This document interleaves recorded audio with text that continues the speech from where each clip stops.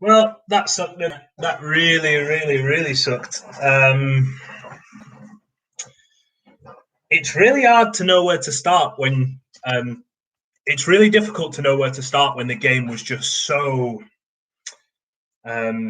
sexless, a completely vanilla, sexless, anodyne, lustless, boring game of football from both teams.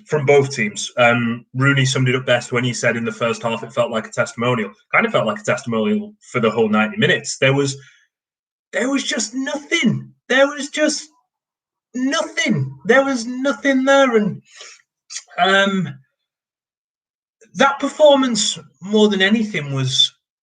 Uh, That'll have hurt. That should hurt anyway. That should hurt because that was a Stoke team that was there for the taking. And I've said that a couple of times about, Millwall was the same. Millwall was the same. A team that really felt like Derby should have had at least 1 point, and with a bit more cutting edge, could have had all three. But they don't have any cutting edge, and this isn't a new story. Statistically, Derby are one of the worst attacking teams in the entire country, right? So Sheffield United, obviously, are there. Southend, who are, I think, bottom of League Two, are there, and then there's Derby, right? So it goes, and then Dover and Barnet. Sorry, Dover and Barnet as well. So I think Derby are like the fifth worst attacking team in the country, right? So it's and I know, and we can rewind this all the way back to the start where under Koku they didn't attack much. They were stagnant, they were stale, and Philip was seen as a big part of the problem, and he was. But it just shows that removing him doesn't remove the problem. This team, this club, this squad has a very deeply rooted issue, and it's strange. And there was static movement again. Poor Colin Kazim-Richards. I understand why he played in the context of what Rooney said about Martin Waghorn, but he shouldn't have played. He was not fit. He really wasn't fit. Every break in play, he was checking his hip out. He was seeing something. He was wearing something around his waist as well, I think, because every break in play, he was getting this thing checked out. And then at halftime, as everyone went down the tunnel, he stayed on the pitch for just a couple of minutes to get his hip checked out. But he and it showed he was stiff. He was laboured in his pressing. He was laboured in his jumping. He couldn't, Rooney had banged on about movement and the lack of movement in the box. I mean, he couldn't get across his man because he didn't have the go here, fake here, go there, because his hip just wouldn't allow him that quick burst of movement. I felt sorry for him out there. I really felt he looked tired, injured. He looked beat up. He's played in 24 of the last 25 games, played 90 minutes in all but 7 of those. He's beat up, and yeah, it's showing in his form, and it's showing in the fact that he's picking up some injuries now. Martin Waghorn, I think, is now serving his notice period out for Derby County. Now, Rooney said that Martin could work his way back into the team with good training. He'd also said the same about Dwayne Holmes. Dwayne Holmes was sold about 2 weeks later, or basically given away because Derby didn't get a fee for him 2 weeks later. I think Waghorn is going to be serving out his notice period. That said an awful lot, I think, about the standing of Waghorn. That it's not just the training; it's that Colin was clearly laboured and injured. Cameron Cresswell had 2 training sessions with the senior team. Obviously, Lee Gregory was ineligible because of the loan agreement. Said a lot about the standing that Waghorn, with all those circumstances and contextual factors around it, that he was left at home. It was in the position that Derby are in as well. At least I know Rooney said he couldn't have passengers, he couldn't have carriers, and fair enough. But at least he's A, fit, and B, a senior striker. And there are ways to frame it. You have to set an example, of course. You have to set an example, and Rooney has never shied away from that and has always ruled with that kind of across the board. But the way you can also frame it is you're kind of cutting your nose off to spite your face. You can give Wagon the bollocking that you feel he needs after, but you kind of need your £6 million striker who's fit and available. And I know he's not been good this season. I know he's not been good, but would he have offered more than Colin today? Probably. He at least has a hip that isn't hurting him.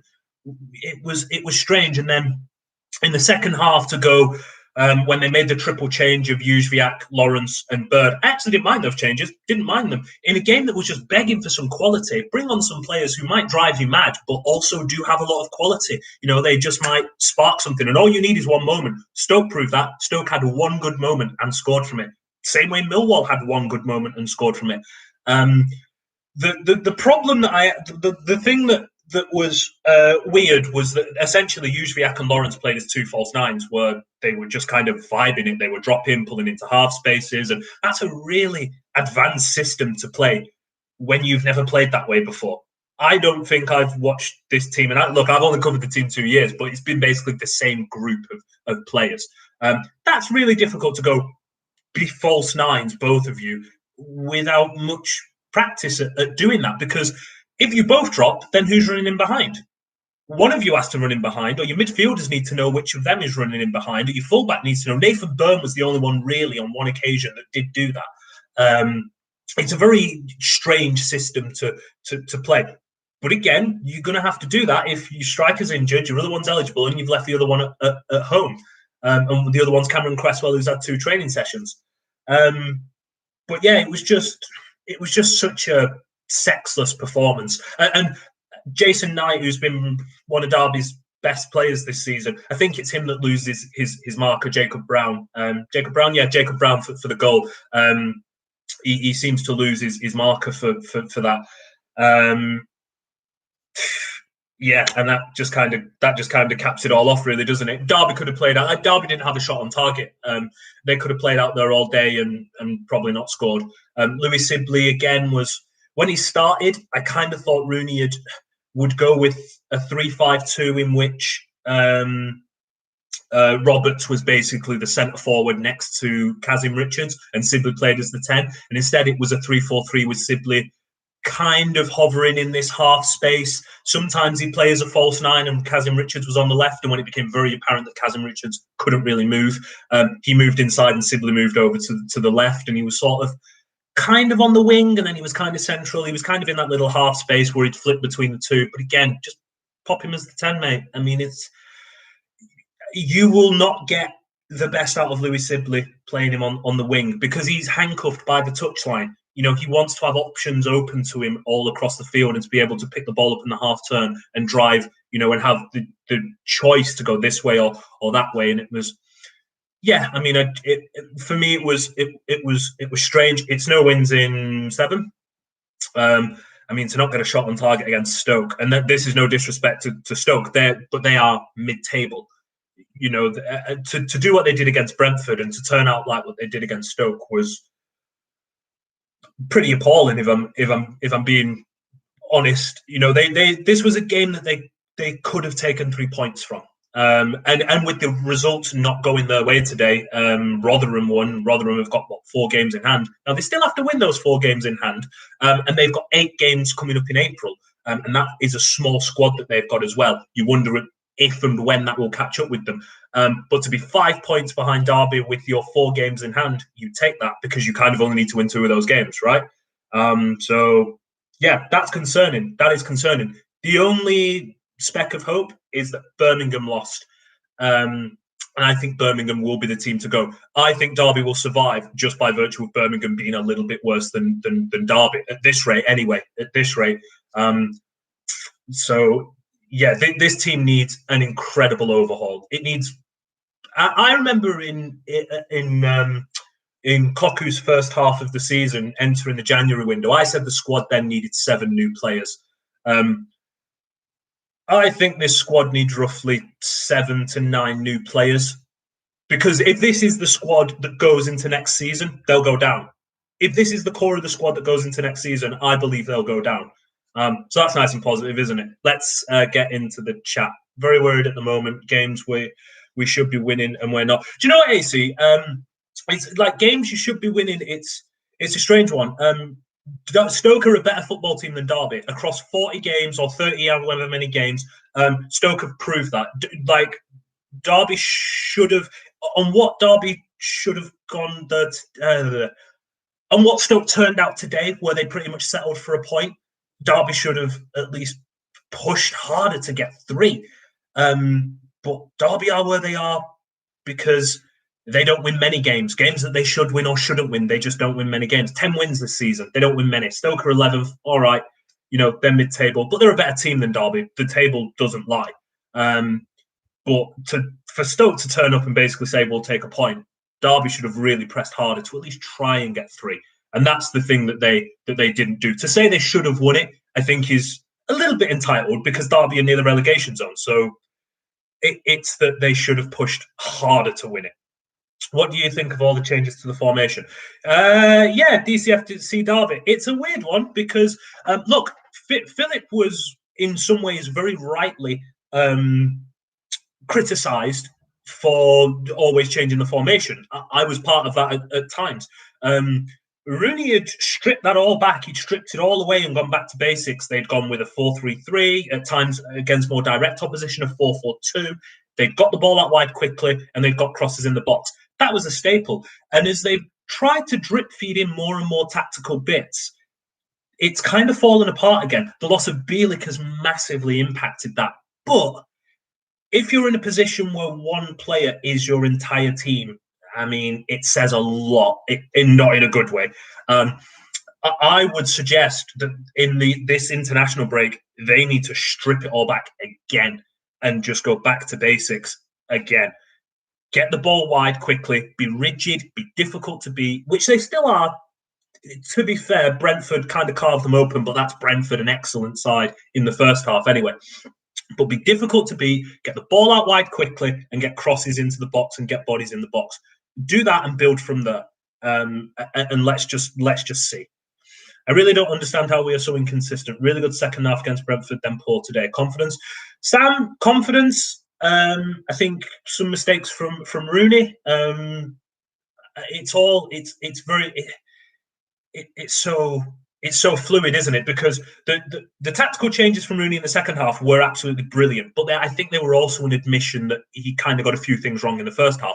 Brentford not adapting to Derby's tactical tweaks in the second half kind of made Derby's job a little bit easier for them because Brentford just kind of played the same and didn't adapt to what Derby had done. I mean, Ivan Toney suddenly had to face 3 centre-halves instead of 2, and he was still getting the same level of support, which against 3 centre-halves wasn't a lot. And they didn't really change that. It made Derby's job a lot easier. They weren't much better, but it made Derby's job easier that Brentford just didn't react. They matched up Stoke today, going with, again, 3 at the back and 3-4-3. It's just so strange. I think that there's a lot of inconsistencies. There are confidence issues. The squad is square pegs round holes. So Graham Shinney and Jason Knight, I see them as a functional midfield. I think they can play. Don't get me wrong, I think they can play, but I see them as more functional than pure creators. When you're asking them players to be creators, you're going to get a lot of hit and miss with them, more miss than not, because you're asking them to break lines, drive between the lines, you're asking them to pass between the lines, get balls out quickly, get them out on time and dictate the play. That's difficult for them to do when it's not, I think, in my opinion, their strongest suit. They're more box to box and more destroyers than technically gifted who will float between the lines and pick passes. And now they're being asked to do that job, and it's difficult to do that job if it's not your natural inclination. That's why they miss Christian so very much. The sooner Mel's gone, the better. He's doing this no money and no up. Yeah, Mel, man, his ownership is difficult because on the pitch, throughout the large part of his ownership on the pitch, they've always been in the playoffs more often than not. This season they won't be, obviously, and last season they came close and then fell away. But there's a very specific point, in my opinion, in Mel's tenure, which signalled this downturn, and it was the summer window in which Frank took over. You look at that, they threw a lot of money in, not the January window, forget the January window. Let's just deal with the summer window. They bring in Martin Waghorn, Jack Marriott, Florian Josefson, Scott Malone. I might be missing George Evans, I believe, was part of that. And then the 3 loan signings. That was a lot of cash to throw around, a lot. So much so that the fact that they halved their wage bill in one season under Philip, halved it, was a reason to celebrate. It was, don't get me wrong, it was. But it was double that under Frank, which is insane. For all the, and now when you look at some of these players, Malone, Marriott, Josephson, now Waghorn, Evans, if he was part of that, I believe he was, but I might have got that wrong. None of those are, none of those are either wanted or even at the club anymore. And that was only 2 years ago. That to me is the start of this decline, because you can't throw that kind of money at players and only have them around for a year, 18 months. That is bonkers. What else we've got? No Bielik, no chance. I think it's very obvious that Bielik and what he brings to the team is just so. It's just such a big miss. His defensive work, his off the ball work was excellent, and the fact that he would get on the ball and spray passes early, he'd see passes early, he'd see the runs early, he could dribble and break lines and then play through the lines. He was very frustrating in his first season, and I know a lot of fans were like, why did we pay this money for this guy? You see now why you paid the money that you paid for this. I mean, he's a record signing, and he's one of the ones that Mel and Philip got right. He's been perfect for this team when he plays in it. But man, those 2 ACLs are so bad, and the injury-prone label isn't fair on him, because 2 ACLs are freak injuries, complete freak injuries. So yeah, just it sucks. How far away is Blackpool? Asking for a friend. Depends where you live, Connor. Rooney isn't a manager. Poor decisions to start CKI. You just don't start an injured player. I imagine, Dean, Rooney wouldn't have started Colin if Colin hadn't said he could go. I imagine it wasn't Rooney going, you are starting, get injected up and let's go. I imagine there would have been a conversation and Colin would have said he could start, because he is a battler. Now, on the other side of that, you can argue a manager has to be able to pull a player out of the fire and go, no, I'm sitting you. But again, with the circumstances, I think Rooney perhaps felt that his hand was forced. He'd made his decision, obviously, to drop Waghorn for behavioural issues on the Friday. Yes, he praised Waghorn's training on the Thursday. But as Rooney said in the press conference after today's game, that was Thursday. His behaviour was a problem on Friday, and that's why he missed out. Thursday's Thursday. That's gone. You have to bring it every day, and he didn't, in Rooney's opinion. So, yeah, I think Rooney maybe felt forced into that. Are we likely to get a points deduction if we lose the EFL case? And if so, Sam, honestly, I think Derby will win the EFL case. If you read the report, which, Jesus Christ, is so long, 122 pages? I don't think the EFL are going to win that case. The EFL, the only way they'd win that case is to try and get it tried as a brand new case so they could present brand new evidence, and that won't happen, I don't think. I think Derby will be fine. Still feel we will stay up. Yeah, I still think Waghorn apparently didn't train well on Friday anymore on that, right? No, not anymore on that right now. It's because obviously it's still fresh, but it's something that, as a journalist, I am obliged to investigate. So we'll see what this next week brings. But Waghorn, by all accounts, seems like a really good dude. It was surprising to me that his attitude was a problem. Maybe he's starting to feel disillusioned and not down tools, but maybe down tools. So yeah, that to me was a surprise. Like I said, there are 9 games this season left, whatever. I believe now this is his notice period. What else we got?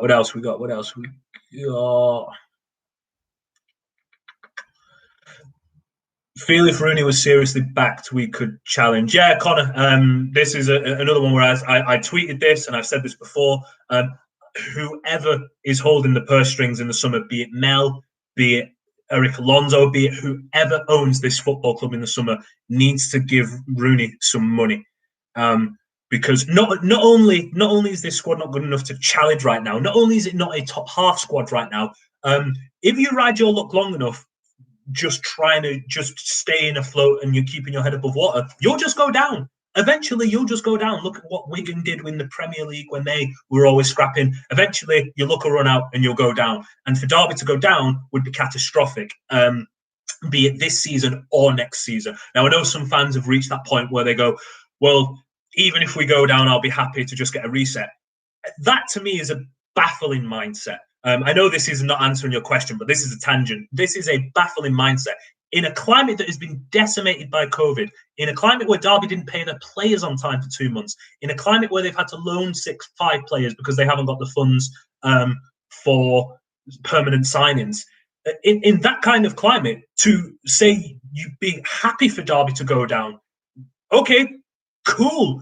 League One definitely don't have the same financial security that the Championship does. And even the Championship wants more because obviously the Premier League, they don't feel it's in line with what they should get compared to what the Premier League get. For Derby to go down would be a disaster, an absolute disaster. No one under any circumstances at all should want that. That I cannot stress that strongly enough.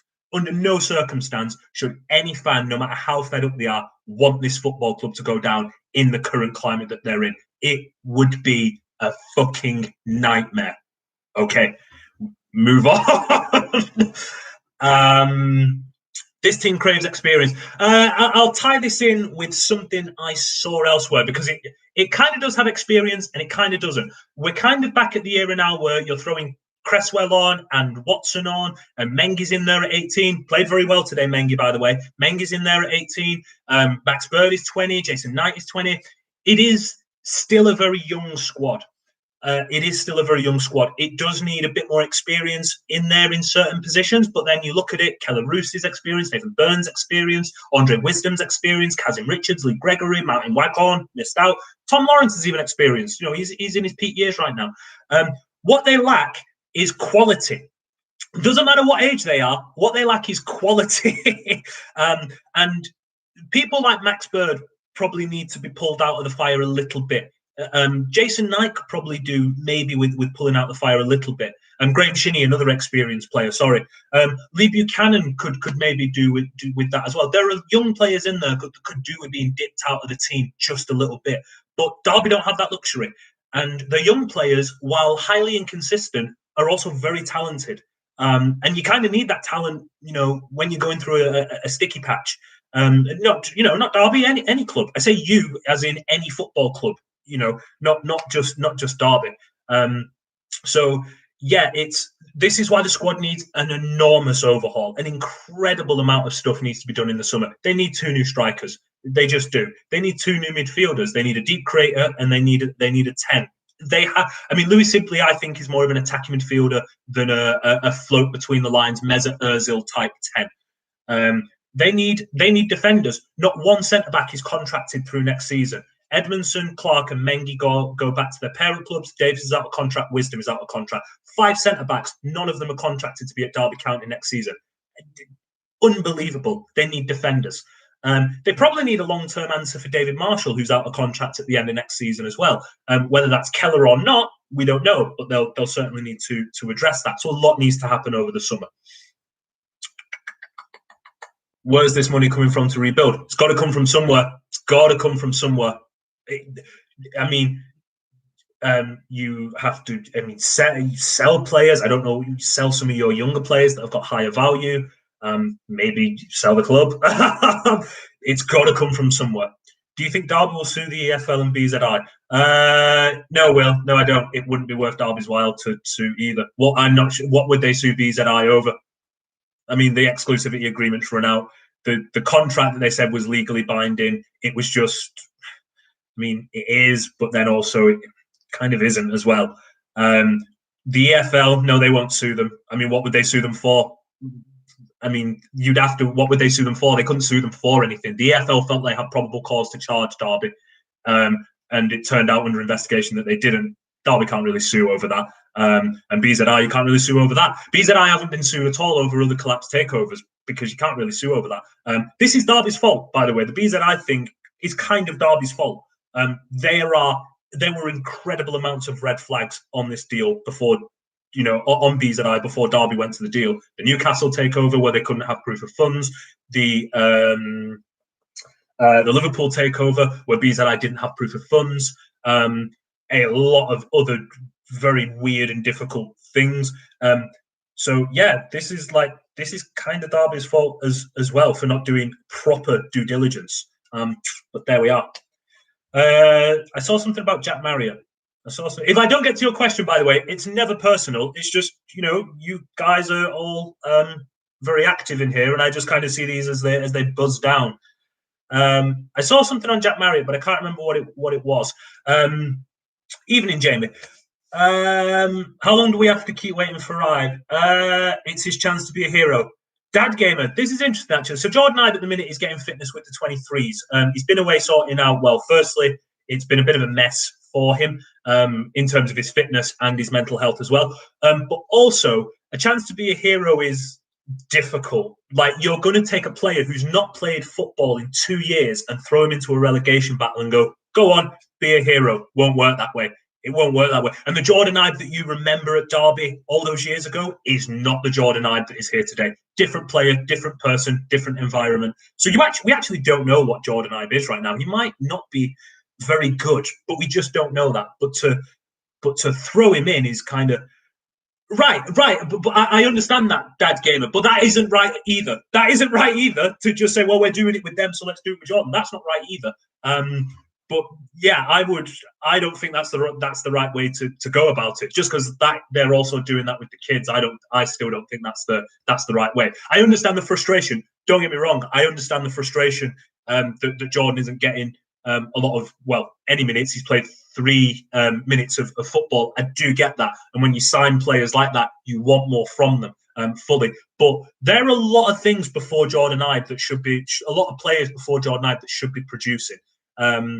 And we want to try and get Tom Lawrence back to fitness. He's a player that can do those things that we want Jordan Ibe to do. Camille needs to do more. I think he's been fine recently, but he does need to do more. Who else we kind of got? It'd be good to get more from the central players as well. It'd be good to get more from the fullbacks, who I thought were quite ineffective today. Nathan had one good run, but that was kind of it. So yeah, I think there are a lot of factors before you get to Jordan Ibe. There are a lot more players that can step up and do more. No worries. I appreciate that, man. Have they down tools? No, I don't think they're down tools. I just don't think quality-wise they're that good. As a unit, I don't think they're that good. Some players are being asked to do jobs they've never done before. 2 wingers were asked to play as a false 9 tonight. Two box-to-box midfielders are being asked to carve open defences. And number 10 is being asked to play on the wing. It's not that they've down tools. It's that they, as a group, they aren't particularly good anyway, because they are where they are in the table. But also, a lot of them are being asked to do jobs that they're unfamiliar with. And as a result, you're going to lose football matches. Last couple, because man, we're nearly half an hour here. Beningame is an interesting one, Sam.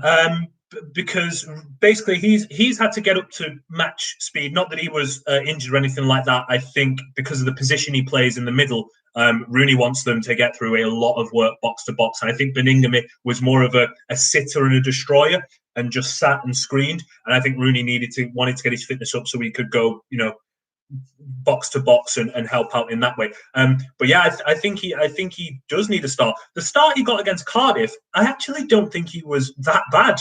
He certainly wasn't the worst player out on the pitch. In fact, I maybe thought he was Derby's best player that night. And that was a low bar. Don't get me wrong, that was a low bar. But if you're the best of a bad bunch, you're still the best. And then he just went straight out of the squad again. But yeah, I think Beningame probably does deserve to get a start in these last 8 games or so. Right, are we wrapping up? Oh, what's going on, Roshan, bro? Are we wrapping up? Yes, I believe we are. Right, folks, look, this absolutely sucked. Today sucked. It's all garbage and crap and shit. And, Rooney calling it a testimonial was kind of like, well, yeah, cheers for that. But look, try and enjoy Saturday night. Try and enjoy your Sunday. And we go again in 2 weeks. In 2 weeks. So this is the last one for a fortnight. Man, what a depressing one to end on. Oh my God. Right, everybody, enjoy the next 2 weeks. I'll speak to you all soon. I'm sure I'll interact with a bunch of you on Twitter anyway. Stay safe. Take care. Bye, everybody. Enjoy your evening.